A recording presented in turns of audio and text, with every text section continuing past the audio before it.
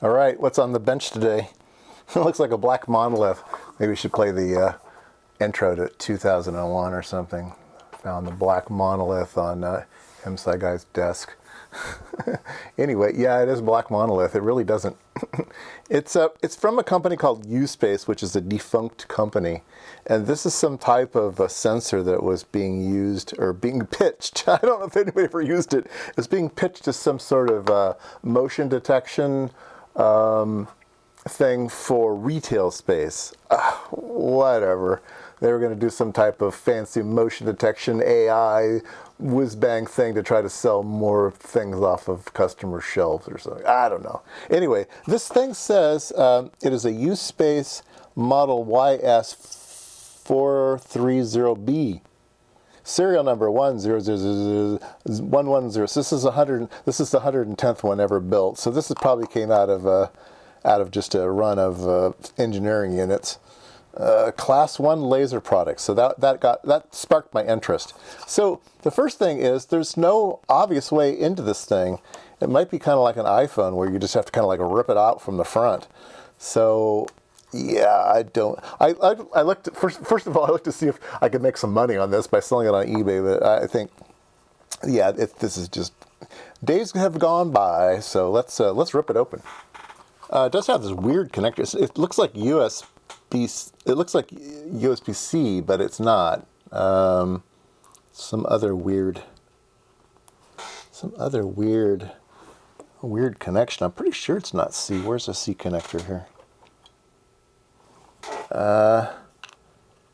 Oh, maybe it is. Oh, it is USB-C. Well, maybe I should hook it up for. I don't think so. I don't care. I really don't care. I just want to open it up. So it is USB-C. How do we get in? Oh, yeah, the front is moving a little bit. So let's. I don't have a suction cup that small, but I have spudgers. I guess spudger's more appropriate. Spooge doesn't sound kid friendly. Let's see. Oops. Now I've got a scratch on it. I don't care. Did I say I don't care? Oh, it's moving. It's moving. All right. There we go. It looks like something that's off a Game Boy or something. Not a Game Boy, but what's the Xbox, whatever. Looks like it's got two cameras and some type of laser in the middle, probably a VCSEL laser, and probably puts a grid. So the way these things work is they project an infrared, what's called structured light. They put out a grid or dots or something, and you can do a bunch of math and try to figure out. Computational imaging is the big buzzword. Yeah, computational imaging. I kind of avoided that. I almost got sucked into it. I've interviewed at a company that was doing computational imaging, and I basically told them that their business plan was sucky. Then they didn't hire me. Okay, let's, we need to get out some tiny little, I guess those are, yeah, those aren't Torx. Those are tiny little hex wrench things. All right, let's see if I can find the correct size bit here. I don't know whose bit this is. Okay. Stick it here for now, I guess. This one maybe? Oh man, these are really stuck in there. My fingers aren't strong enough to get them out.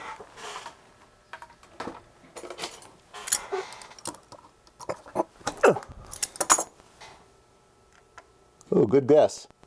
Good eye.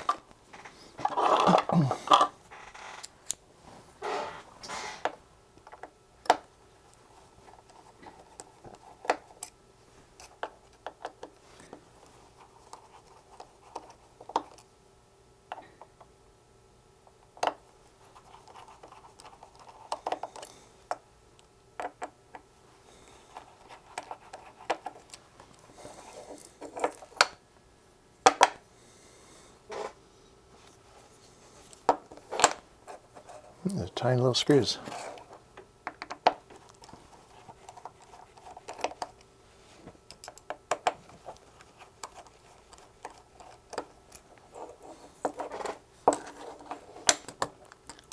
All right. Will it come out?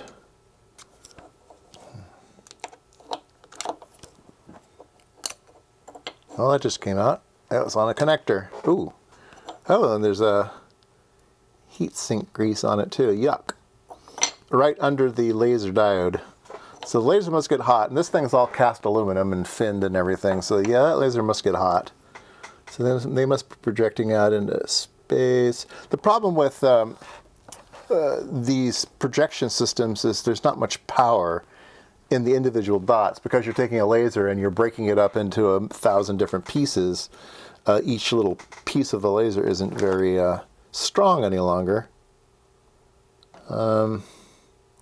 So let's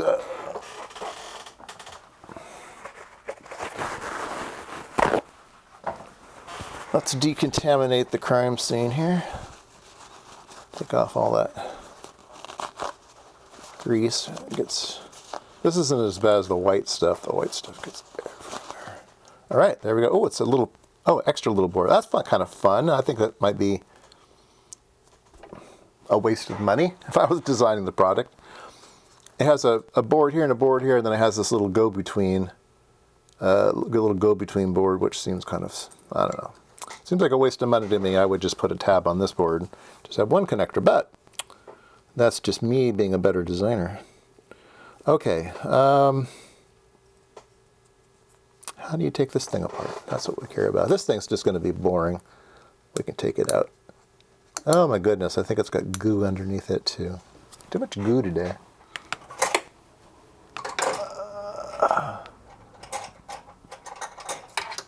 I guess it is a spooge tool today. Yeah. Yuck. Blah. More goo. There's goo under this little guy there. Intel D4 board. Oh, it's an Intel product of some type. Intel D4 board. Interesting. And there's a little chip under there. Yeah, I'll put this under the microscope so you guys can see it. I'll keep the label on it. But let me decontaminate the crime scene again. Get rid of the DNA evidence. All right.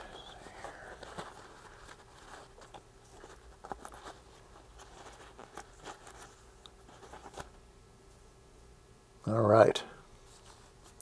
All right. We'll put everything under the microscope. This will be a half and half. Ripping it apart, and then half of it looking under a microscope and yelling at it. So now we need to figure out how to get this one thing apart. This is kind of my bailiwick. I like optics type of stuff. Okay, this is the digital board. This is the USB-C. It is an Intel D4 board. So Intel did a lot of kind of sensors and stuff. They may have licensed this or sold this to a different company. So it might just be an off-the-shelf Intel product. Or maybe Intel built it for them as a special. I don't know. Real Tech chip. There's some part numbers. Cool little switch. That's a tiny, tiny little switch in there. I like that one. Yeah, so a lot of interesting things. This is the only connector that's used, this one here. That's not used, and there's a connector under here, under that label there, that's not being used either. That one looks like maybe like a programming cable.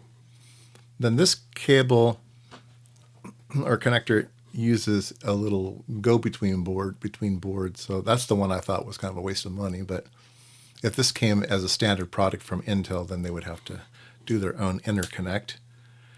And what does it interconnect to? Well, it interconnects to this thing. And the reason I was having a hard time getting the metal case off was all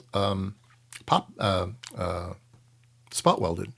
Tiny, tiny little spot welds all along the seam. So yeah, they spent a lot of money I don't know why. They spent way too much money on the case for this thing, but yeah, there you go. It's got a camera on one side and a camera on the other side, and then I think a laser thing in the middle. That's the thing that gets hot. So yeah, this lens just kind of fell off, so we can kind of see. There you go. You can see the camera there.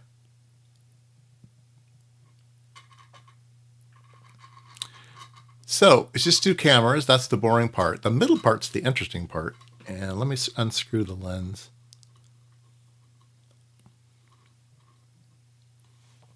What is that? I've never seen such a beast. I've never seen such a beast. What is that?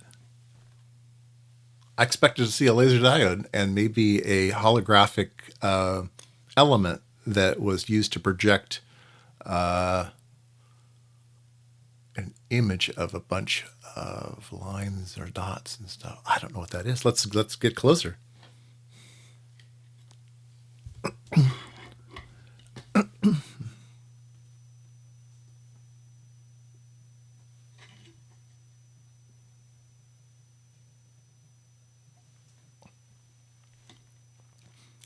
I have no idea what that is. I have no idea. I've never seen such a thing.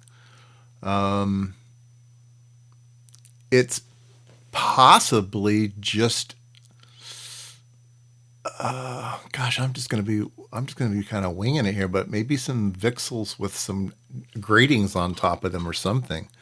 Yeah, there's something really weird going on there. Look at that. There's definitely some type of structure. I don't know if it's a diffraction grating or prisms or something or other, but that's pretty weird. Let me get this really in focus here. Wow, that's a weird thing.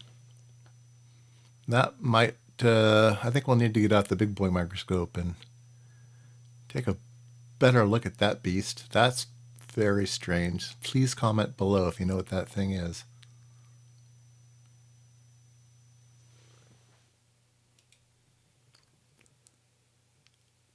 All right, I have it under the Olympus microscope here. Unfortunately, there's a hair on it. I don't know why there's a hair on it, but some dust.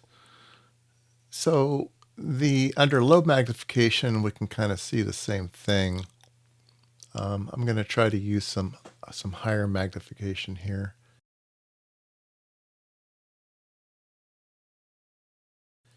And we're starting to see what looks like little beads.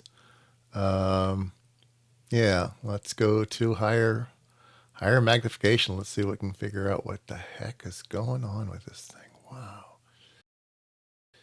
It is super strange.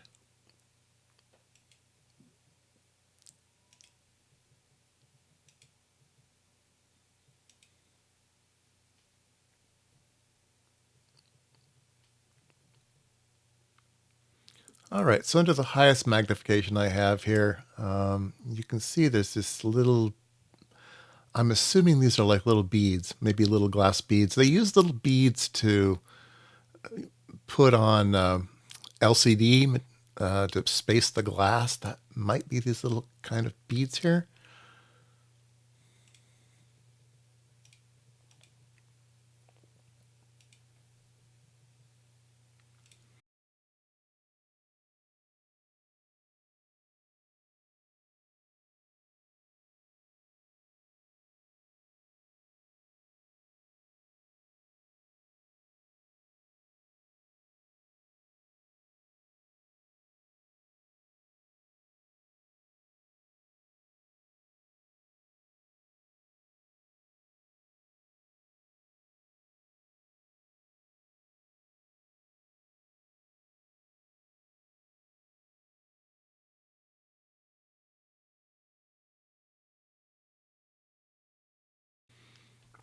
So this is the best photograph I came up with. This is really oblique lighting in dark field illumination. I think you can see these are just a bunch of little beads on top of some type of surface. So my best guess is that it's like a sheet of LED and you put these beads on it and it basically makes like little pinpoints of light.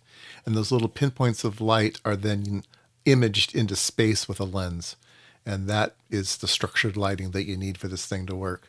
But boy, is this thing odd. Anyway, anybody who knows how these things actually work, comment below.